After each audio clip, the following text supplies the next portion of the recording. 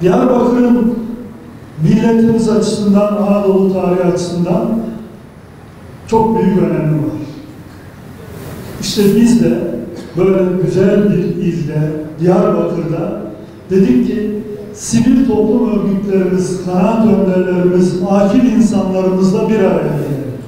Kamu Denetçiliği Kurumu'nun görevi devletle vatandaş arasında çıkan sorunlarda bu sorunları çözmek.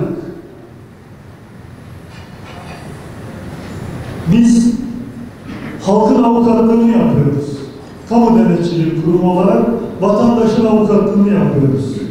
İdareye de verdiğimiz kararlarla yol gösteriyoruz. Hangi konuda, aklınıza hangi konu gelirse gelsin. Belediye başkanımızın çok güzel hizmetlerini şehirde dolaşırken müşahede ettik. Ama bu hizmetleri alırken eksik, noksanlık olursa veyahut da belediyede çalışanların bir kusuru, kabahati olursa işte diyoruz ki mahkemeye gitmeden bize gelin. Çünkü mahkemeye gideceksiniz, harç vereceksiniz, pul parası vereceksiniz, belki avukat tutacaksınız, dilekçe yazdıracaksınız.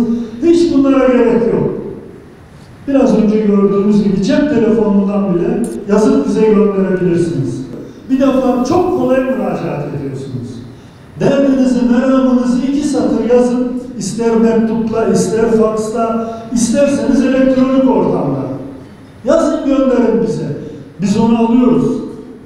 Kolay başvurulduğu gibi sizden harç istemiyoruz, pul parası istemiyoruz. Bir de 6 ay gibi kısa bir sürede karar veriyoruz. Diyelim ki sizin herhangi bir kamu kurumuyla ilgili, verdiği hizmetlerle ilgili şikayetiniz geldi bize. Biz oturuyoruz, bakıyoruz. Vatandaşın haklılığına kanaat getirirsek arıyoruz ilgili belediyeyi, il müdürünü veya bakanlığı veya bakanlığın yetkilisini. Bak, Diyarbakır'dan Şehmoz Yılmaz'ın bir şikayeti var. Biz inceledik. Haklı şikayetinde. Bunu düzeltin. Sizler aracılığıyla değerli Diyarbakırlı arkadaşlarımıza diyoruz ki kamu hizmetlerinden memnun olmadığınız yerlerde veya kamu hizmetleri sunulurken eksik kusur gördüğünüzde bize gelin, biz size yardımcı olalım. Değerli kardeşlerim, bu anlamda ilk toplantıyı Diyarbakır'da yapıyoruz. Derdine derman olmaya çalışmaktadır.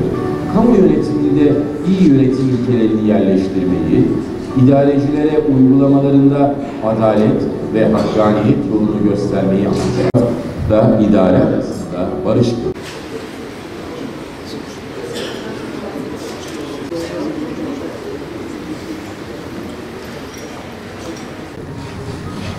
Kamu baş denetçiliğinin Türkiye çapında sivil ve yerel kanaat önderleriyle başlayan buluşmalar zincirinin ilkinin ve birincisinin Sayın Baş Denetçimizin işarı ve tensipleriyle Diyarbakır'da başlamasından dolayı büyük bir mutluluk duyuyorum.